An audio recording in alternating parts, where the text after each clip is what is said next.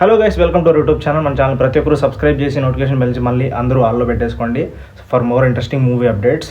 So game changer మూవీకి సంబంధించి interesting updates ఉన్నాయి అండ్ కొన్ని రికార్డ్స్ క్రియేట్ చేసింది. సో దాని గురించి ఈ వీడియోలో మాట్లాడుకుందాం. ఫస్ట్ ఆఫ్ ఆల్ చూసుకుంటే ఈరోజు విజయవాడలో భారీ కటౌట్ రామ్ చరణ్ది, ఇండియాస్ బిగ్గెస్ట్ కటౌట్ అనమాట ఇది. సో 256 అడుగుల భారీ కటౌట్ని అయితే ఈరోజు లాంచ్ చేయడం అయితే జరిగింది. అది కూడా హెలికాప్టర్తో. సో పూలవర్షం కురిపించి సో అభిమానులు ఒక పెద్ద ప్రీ రిలీజ్ ఈవెంట్ లాగానే చేసుకున్నారు నిజంగా చెప్పాలంటే. ఆ రేంజ్లో సెలబ్రేషన్స్ అయితే చేశారు. దానికి గాను బుక్ ఆఫ్ వరల్డ్ రికార్డ్స్లో ఈ కటౌట్ భారీ కటౌట్ వల్ల సో చోటు దక్కించుకుంది. దానికి సంబంధించిన సర్టిఫికెట్ కూడా సో ఆయా టీంకి అయితే అందించడం అయితే జరిగిందనమాట.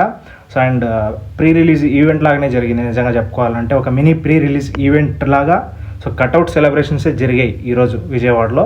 So and producer Dil Raju గారు మాట్లాడుతూ చాలా విషయాలు చెప్పుకొచ్చారనమాట.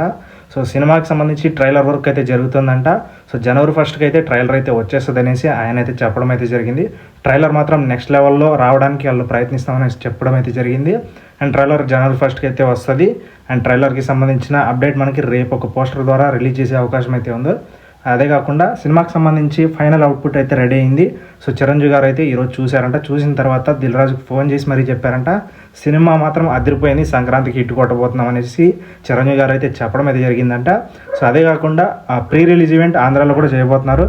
సో దానికి చీఫ్ గెస్ట్గా పవన్ కళ్యాణ్ గారు అయితే రాబోతున్నారు అనమాట. సో పవన్ కళ్యాణ్ గారు ఎప్పుడు డేట్ ఇస్తే ఆ రోజున ప్రీ రిలీజ్ ఈవెంట్ అయితే జరుగుతుంది. సో దానికి సంబంధించి ఏర్పాట్లు అయితే జరుగుతూ ఉన్నాయి.